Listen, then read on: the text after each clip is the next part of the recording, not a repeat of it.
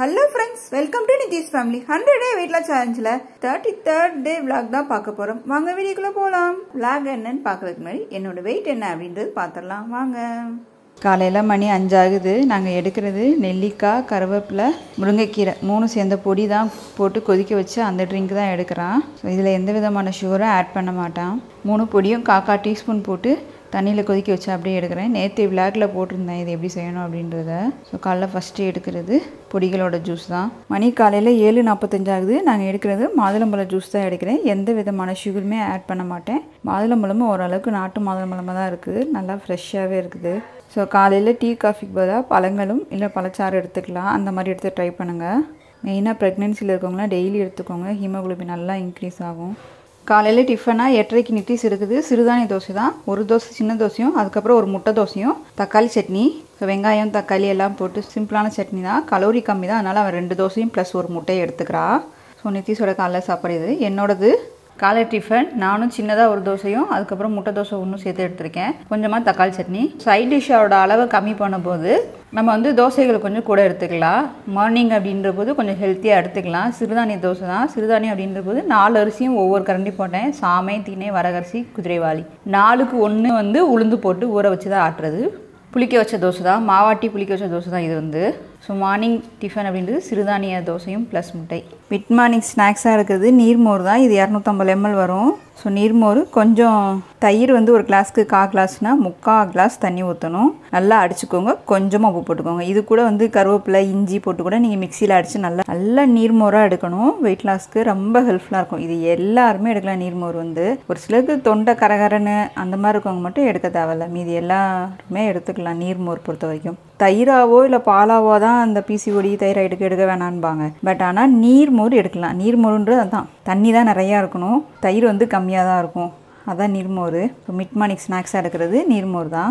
5th வீக்கோட 5th டே exercise video தான் நம்ம பார்க்க போகிறோம். இன்னைக்கு 5th டே எக்ஸசைஸ் அப்படின்ற போது அப்பர் பாடி கூடிய எக்ஸசைஸ் தான். அப்பர் பாடி கூடிய எக்ஸசைஸ் பண்ணும்போது நார்மலாக நம்ம வெறும் கையில் எக்ஸசைஸ் பண்ணுறதோட ஒரு சின்னதாக தம்பிள்ஸ் வச்சோ இல்லை வாட்டர் பாட்டில் வச்சோ பண்ணும்போது உங்கள் ஆர்ம்ஸும் சரி செஸ்ட்டும் சரி நல்ல ஒரு டிஃப்ரென்ஸ் தெரியும். உங்களுக்கு மசில்ஸ் ஸ்ட்ராங் பண்ணுறதும் உங்கள் ஸ்கின் டோனிங்கும் செம்ம ரிசல்ட் கிடைக்கிறது அப்படின்றது வெயிட் வச்சு பண்ணும்போது தான் நான் அதை கண்கூடாவே பார்த்துருக்கேன். ஏன்னா இதுக்கு முன்னாடிலாம் நான் எக்ஸசைஸ் பண்ணும்போது நார்மல் கார்டியோ எக்ஸசைஸ் பண்ணும்போது இந்த கையை ஆட்டணும் அப்படின்னா சும்மா தொட்டாலே கிடுகிடுன்னு அப்படியே இந்த ஸ்கின் ஆடும். வெயிட் லாஸ் பண்ணதுக்கப்புறம் என்ன ஆயிரும், நம்ம ஸ்கின் கொஞ்சம் லூஸ் ஆயிரும், அந்த இடம்லாம் கொஞ்சம் காலி ஆயிரும் இல்லையா, அதனால ரொம்ப இதாகும். பட் வெயிட் வச்சு பண்ணும்போது எனக்கே கொஞ்சம் நல்லா ஃப்ரெஷ்ஷாக ஃபீல் பண்ணுற மாதிரி இருக்குது, நல்லா ஸ்ட்ராங்காக ஃபீல் பண்ணுற மாதிரி இருக்குது. அதுக்காக இங்கே பல்கியாக வரும் மட்டும் நினச்சிக்காதீங்க. அதெல்லாம் அவங்க ஓவர் வெயிட் தூக்கி அதுக்குன்னு கூடிய ப்ராப்பர் வெயிட் ட்ரைனிங் வேற. நம்ம ஃபேட் லாஸ்க்கு இந்த அளவுக்கு செஞ்சாலே நல்ல ரிசல்ட் கிடைக்கும். ஸோ வெயிட் இல்லாதவங்க வீட்டில் வாட்டர் பாட்டில் வச்சு கண்டிப்பாக பண்ணலாம். இன்னைக்குரிய அப்பர் பாடி எக்ஸசைஸ் என்னன்னு பார்க்கலாம் வாங்க.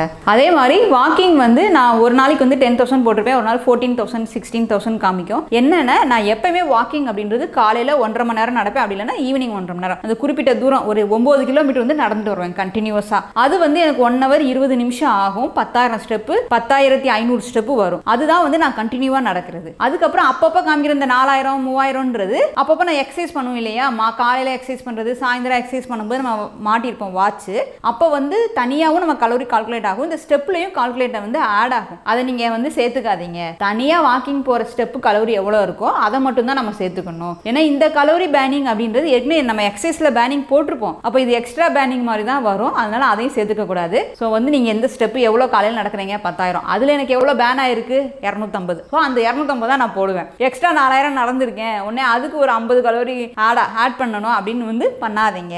அதே மாதிரி அதில் டைம் 14,000 ஸ்டெப்புக்கு 2 மணி நேரம் 3 மணி நேரம் காமிக்கும். ஏன்னா அது அப்படிதான் காமிக்கும். நான் ரொம்ப நேரம் கழிச்சு நடக்கும்போது டைம் அதிகமாக காமிக்கும். பட் 10,000 ஸ்டெப் நடக்கிறது அப்படின்றது பொதுவாக புதுசாக ஆரம்பிக்கிறவங்களுக்கு கூட 1 hour 30 minutes ஆகும். அப்படி இல்லைன்னா நல்லா ஃபாஸ்ட்டாக நடக்கிறவங்களுக்கு 1 hour 15 minutes ஆகும். அதுக்கு கம்மியாலாம் நடக்க முடியாது. 1 hourக்கு மேலே தான் கண்டிப்பாக நடக்க முடியும் 10,000 அப்படின்றது. First exercise jumping jack plus running in place. Jumping jack 30 பண்ணுங்க, ப்ளஸ் கண்டினியூவாக ரன்னிங் இன் பிளேஸ் 30 செகண்டுக்கு பண்ணுங்கள். ஸோ இந்த எக்ஸசைஸ் பயங்கர எஃபெக்டிவாக இருக்கும். கண்டிப்பாக இது 3 செட்டு பண்ணுங்கள். Second exercise squad with press. நம்ம வந்து அப்பர் பாடி கொடுத்துருக்கறதுனால ஸோ ஸ்குவாட் பண்ணிட்டு எந்திரிச்சு நிற்கும் போது ப்ரெஸ் பண்ணுவோம். ஸோ ஷோல்டர் ப்ரெஸ்ஸும் சேர்ந்து பண்ணும்போது அப்பர் பாடிக்கும் சேர்ந்து பண்ணுற மாதிரி வரும். ஸ்குவாட் அப்படின்றது ரொம்ப ரொம்ப முக்கியம். அதுவும் ஆஃப்டர் டெலிவரி குழந்தை பிறந்ததுக்கு அப்புறம் 6 மந்த்துக்கு அப்புறம் கண்டிப்பாக ஸ்குவாட் லங்ஸ் அப்படின்றத விட்டுடாதீங்க, கண்டினியூவாக பண்ணுங்கள். எனக்கு தெரிஞ்சு ப்ரெக்னெண்ட்டாக இருக்கும்போது கூட நீங்கள் ஸ்மோ ஸ்குவாட் பண்ணீங்க அப்படின்னா செம்ம ரிசல்ட் இருக்கும். Third exercise lungs with tumbles. So நம்ம நேற்று வந்து சைடு பெண்டிங் பண்ணோம் லோயர் பாடினால். இப்போ வந்து நம்ம வந்து ஹேண்ட் ரைஸ் பண்ணாலே போதுமானது. So lunges with hand raise dumbbells. Each side வந்து 15, 12, 10 அந்த கவுண்டிங்கில் பண்ணுங்கள். Fourth exercise dumbbells dead lift. இதுவும் அதே மாதிரி தான் வித் ப்ரெஸ்ஸோடு பண்ணணும். கீழே பெண்ட் பண்ணி தம்பிள்ஸ் எடுத்து ஷோல்டருக்கு சேர்த்து பண்ணி அதுக்கப்புறம் ஷோல்டர் ப்ரெஸ். இந்த மாதிரி பண்ணும்போது நல்ல எஃபெக்டிவாக இருக்கும், செம்மையாக இருக்கும். தம்பிள்ஸ் கம்மியான வெயிட்டில் வச்சு பண்ணுறோமே எஃபெக்ட் இல்லைன்னு நினைக்காதீங்க, நல்ல டிஃப்ரென்ஸ் தெரியும். Fifth exercise burpees. So burpees நார்மலாக பண்ணும்போது நம்ம ஏற்கனவே சொல்லியிருக்கேன், நம்ம இது வரைக்கும் பண்ண வரைக்கும் நம்ம ஜம்ப் பண்ணல, ஆனால் இனிமேல் ஜம்ப் பண்ணி பண்ணுங்கள். பர்பீஸ் மட்டும் 15 பண்ணாமல் 10, 8, 5 அந்த கவுண்டிங்கில் பண்ணிக்கோங்க. அடுத்து அப்பர் பாடிக்குரிய exercise. Sixth exercise standing chest play plus shoulder press. இது வந்து நம்ம கைகளை வந்து சாதாரணமாக வச்சு பண்ணியிருப்போம் ஏற்கனவும். ஷோல்டர் எக்ஸ்டென்ஷன் பண்ணியிருப்போம் இல்லையா, அதுக்கப்புறம் கைகள் வந்து ஷோல்டருக்கு மேலே தூக்குவோம். இப்போ வந்து வெயிட் வச்சு பண்ண போகிறோம். வெயிட் வச்சு பண்ணும்போது நல்ல டிஃப்ரென்ஸ் தெரியும். ஸோ இதுவுமே அதே மாதிரி தான் 15, 12, 10 கவுண்டிங்கில் 3 செட் பண்ணுங்கள். Seventh exercise bent over dumbbell row plus அது கூட சேர்ந்து ட்ரைசப் ஹிக் பேக். இந்த 2 எக்ஸசைஸும் பண்ண போகிறோம், சேர்த்து தான் பண்ண போகிறோம். ஸோ சேர்த்து பண்ணும்போது உங்களோட கை ஆர்ம்ஸ் செம்ம ரிசல்ட் கிடைக்கும். ட்ரைசப்பும் நல்ல ஒரு அழுத்தம் கொடுக்கும். முட்டிக்கு பின்னாடி இருக்க அந்த கொழுப்பும் நல்லா குறையும். Eighth exercise bent over chest fly with dumbbells. Dumbbells வச்சு பண்ணும்போது உங்கள் கால்களை முட்டியை லைட்டாக மடக்கிக்கோங்க. அதே நேரத்தில் உங்கள் பேக் போன் பார்த்தீங்கன்னா பெண்டான மாதிரி இருக்கணும். உங்கள் முதுகு கீழே பெண்டாக இருக்கணும், ஆனால் உங்கள் பேக் போன் ஸ்பைனல் போன் வந்து ஸ்ட்ரெயிட்டாக இருக்கணும். இந்த பொசிஷனை கரெக்டாக பார்த்துக்கோங்க. இந்த இதில் தான் நம்ம வந்து செஸ்ட் ப்ளே பண்ண போகிறோம். ஸோ எந்த அளவுக்கு உங்கள் கைகளை இப்படி நம்ம அகற்றுறோமோ அதுதான் வந்து செஸ்ட் ப்ளே. ஸோ பண்ணும்போது பொசிஷனை கரெக்டாக பாருங்கள், உங்கள் கைகள் கரெக்டாக இருக்கணும், அந்த இது ரொம்ப முக்கியம். அடுத்த exercise bent over chest press. Same இதுவும் அதே மாதிரி தான்.